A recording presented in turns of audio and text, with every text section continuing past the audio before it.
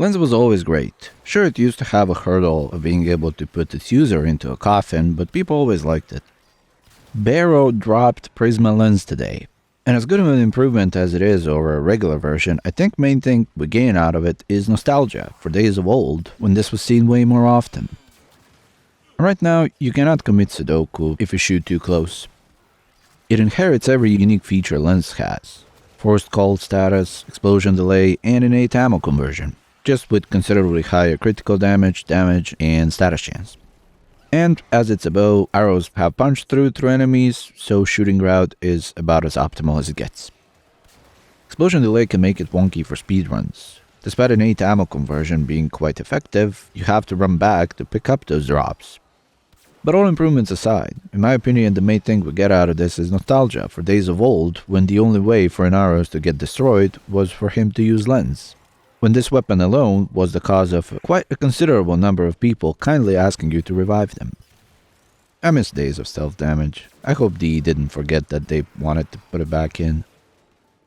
For a build, it's basically as it ever was: viral, hunter munitions, critical stuff, range, and multi-shot. Fire rate helps a lot because you cannot fire this unless it's fully charged, and I was lucky not to get rid of my Riven, because honestly, I haven't used this weapon in quite a while. If you don't have a Riven, then you can use critical delay instead of point strike for more critical chance, and use fire rate mod where my Riven is. Any fire rate mod works except shred, because punch through screws this weapon completely. As for the Exila slot, it does not matter what you put in there, since Lenz has innate ammo conversion. I went with Vigilante armaments for a chance for higher criticals.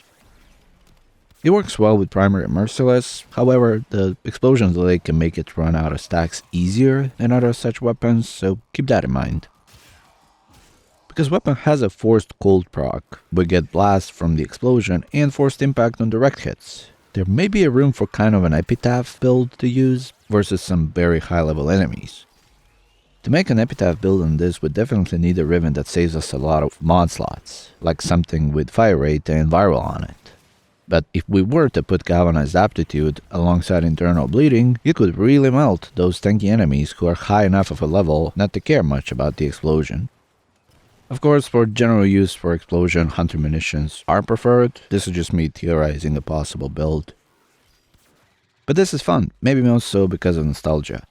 You can grab it from Barrow this weekend. Your next chance is going to be a Tenocon relay, which probably has something to do with the timing of this weapon's release.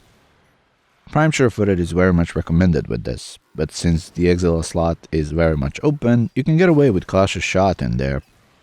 Lenz is easy to build, and it's worth trying it out. It's fun.